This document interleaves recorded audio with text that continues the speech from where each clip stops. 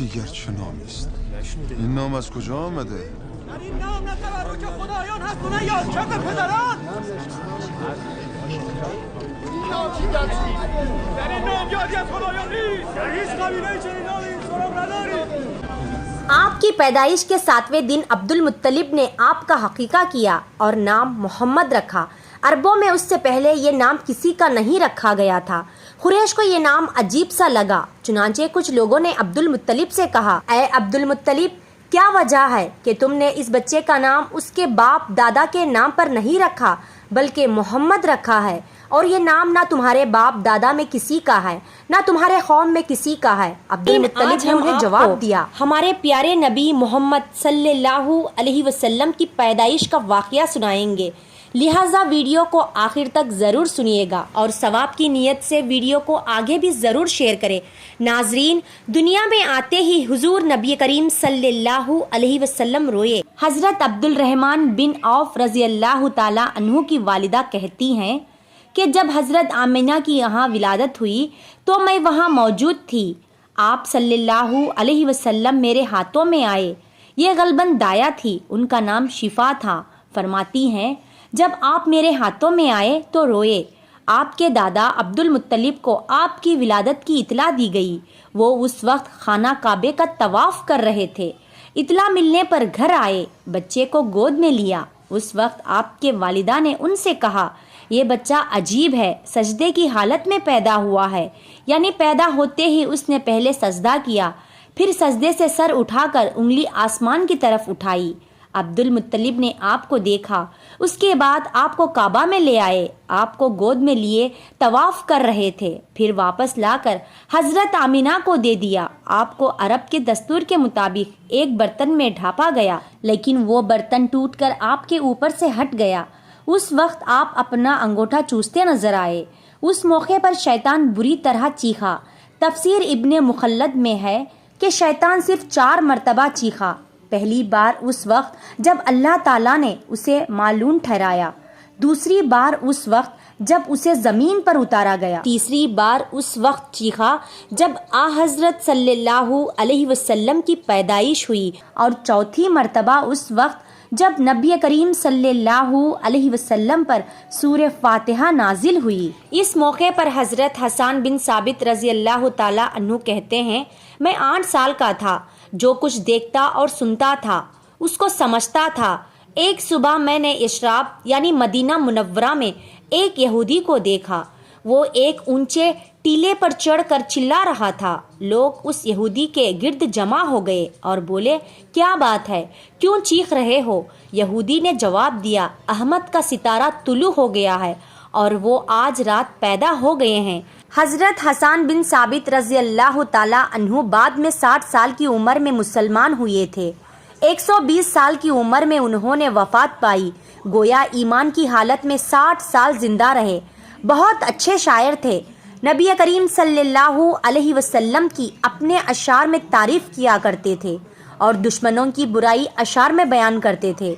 غزوات کے موقع پر اشعار کے ذریعے مسلمانوں کو جوش دلاتے تھے۔ اسی بنیاد پر انہیں شاعر رسول کا خطاب ملا تھا۔ حضرت کعب احبار رضی اللہ تعالی عنہ فرماتے ہیں کہ میں نے تورات میں پڑھا ہے کہ اللہ تعالیٰ نے حضرت موسیٰ علیہ السلام کو حضرت صلی اللہ علیہ وسلم کی ولادت کے وقت خبر دے دی تھی، اور حضرت موسیٰ علیہ السلام نے اپنی قوم بنی اسرائیل کو اس کی اطلاع دے دی تھی۔ اس سلسلے میں انہوں نے فرمایا تھا، تمہارے نزدیک جو مشہور چمکدار ستارہ ہے، جب وہ حرکت میں آئے گا تو اس وقت رسول اللہ صلی اللہ علیہ وسلم کی پیدائش کا ہوگا۔ یہ خبر بنی اسرائیل کے علماء ایک دوسرے کو دیتے چلے آئے تھے، اور اسی طرح بنی اسرائیل کو بھی حضرت کی ولادت کا وقت یعنی اس کی علامت معلوم تھی۔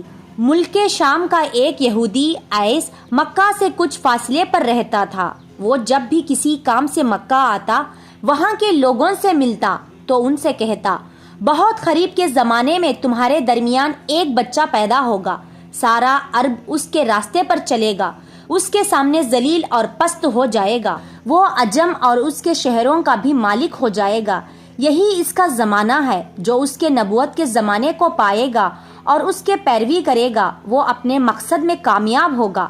جس خیر اور بھلائی کی وہ امید کرتا ہے وہ اس کو حاصل ہوگی، اور جو شخص اس کی نبوت کا زمانہ پائے گا مگر اس کی مخالفت کرے گا وہ اپنے مقصد اور آرزوؤں میں ناکام ہوگا. مکہ معظمہ میں جو بھی بچہ پیدا ہوتا وہ یہودی اس بچے کے بارے میں تحقیق کرتا اور کہتا ابھی وہ بچہ پیدا نہیں ہوا. آخر جب نبی کریم صلی اللہ علیہ وسلم اس دنیا میں تشریف لائے تو عبد المطلب اپنے گھر سے نکل کر اس یہودی کے پاس پہنچے. اس کی عبادت گاہ کے دروازے پر پہنچ کر انہوں نے آواز دی. عیس نے پوچھا کون ہے؟ انہوں نے اپنا نام بتایا. پھر اس سے پوچھا تم اس بچے کے بارے میں کیا کہتے ہو؟ اس نے انہیں دیکھا پھر بولا ہاں تم ہی اس کے باپ ہو سکتے ہو.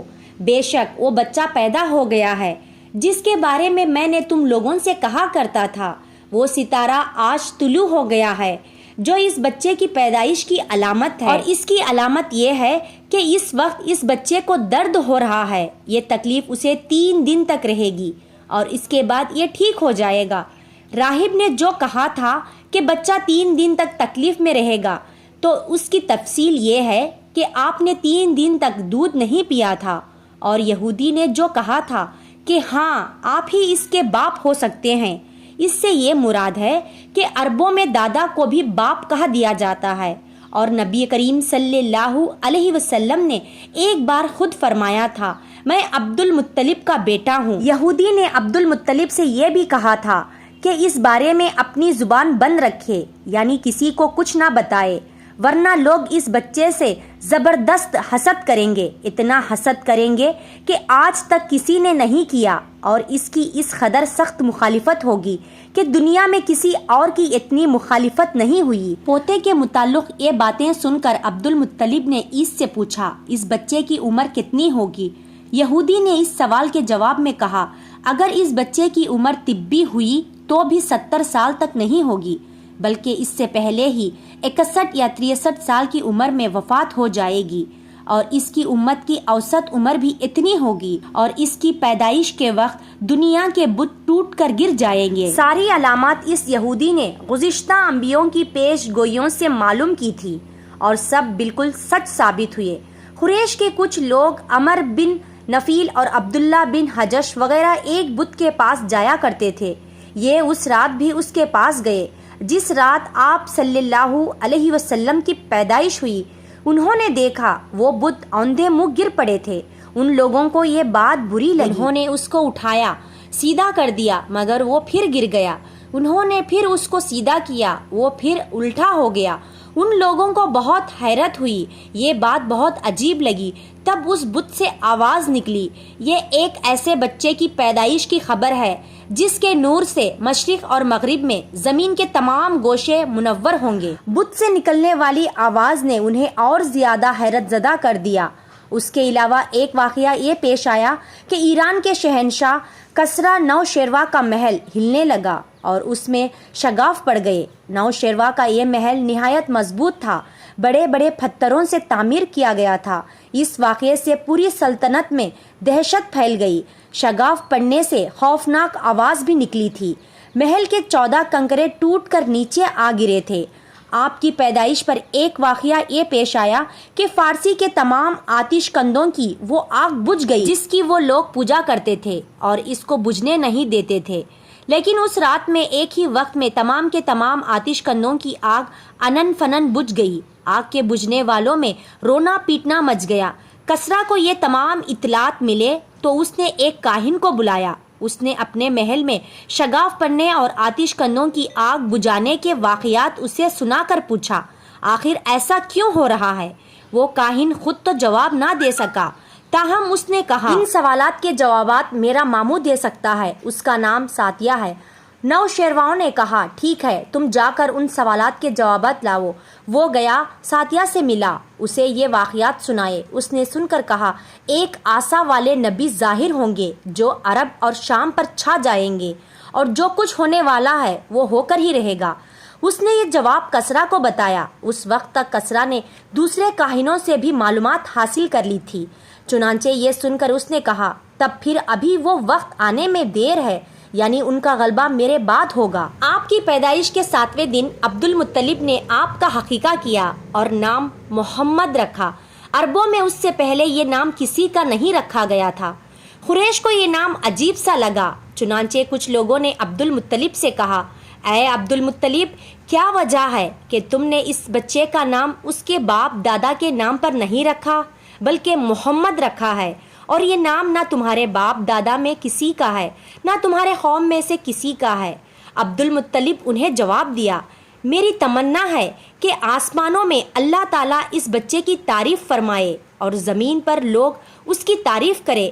محمد کے معنی ہے جس کی بہت زیادہ تعریف کی جائے۔ اسی طرح والدہ کی طرف سے آپ کا نام احمد رکھا گیا۔ احمد نام بھی اس سے پہلے کسی کا نہیں رکھا گیا تھا۔ مطلب یہ کہ ان دونوں ناموں کی اللہ تعالیٰ نے حفاظت کی اور کوئی بھی یہ نام نہ رکھ سکا۔ احمد کا مطلب ہے سب سے زیادہ تعریف کرنے والا۔ علامہ سہیلی نے لکھا ہے، آپ احمد پہلے ہیں اور محمد بعد میں، یعنی آپ کی تعریف دوسروں نے بعد میں کی۔ اس سے پہلے آپ کی شان یہ ہے کہ آپ اللہ تعالیٰ کی سب سے زیادہ حمد و ثنا کرنے والے ہیں۔ پرانی کتابوں میں آپ کا نام احمد ذکر کیا گیا ہے۔ اپنی والدہ کے بعد آپ نے سب سے پہلے سومبیا کا دودھ پیا۔ سومبیا نبی کریم صلی اللہ علیہ وسلم کے چاچا ابو لہب کی باندی تھے۔ ان کو ابو لہب نے آپ کی پیدائش کی خوشی میں آزاد کر دیا تھا۔ سومبیا نے آپ کو چند دن تک دودھ پلایا۔ انہیں دنوں میں سومبیا کی ہاں اپنا بیٹا پیدا ہوا تھا۔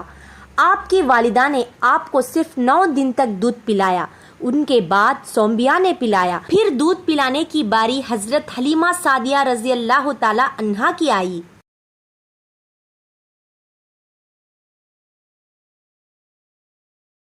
ایک دفعہ حضرت فاطمہ سونے کا لاکٹ پہنا ہوا تھا۔ حضرت امام حسن اور حسین کو چاندی کے کنگن پہنائے تھے۔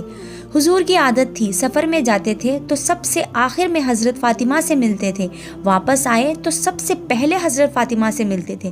میرے حبیب واپس آئے اور حضرت فاطمہ کے دروازے پر قدم رکھا تو گلے میں لاکٹ دیکھا، شہزادوں کے پاس کنگن دیکھے، وہی کے قدم پیچھے ہٹا لیا۔ حضرت فاطمہ ہچکیاں لے کر رونے لگی۔ حضرت علی گھر آئے تو کہا، فاطمہ کیا ہوا؟ کہا، علی پتہ نہیں کہ حضور آئے ہیں تو لوٹ گئے، میں بڑی پریشان ہوں، پتہ کرو زندگی میں کبھی ایسا نہیں ہوا، میرے رسول ہی مجھ سے ناراض ہو گئے۔ حضرت علی کہتے ہیں، مسجد میں گیا تو نبی پاک بھی رو رہے تھے، میں نے کہا، حضور کیا ہوا؟ فاطمہ گھر میں رو رہی ہے اور آپ یہاں رو رہے ہیں، تو میرے حبیب نے فرمایا، اے علی، وہ محمد کی بیٹی ہو کر سونا پہنتی ہے، وہ محمد کی بیٹی ہو کر بچوں کو چاندی پہناتی ہے، سونے سے دل لگا رہی ہے۔ فرمایا، اگر فاطمہ سونا پہنے گی تو میری امت کے غریب بیٹیاں کیا کرے گی؟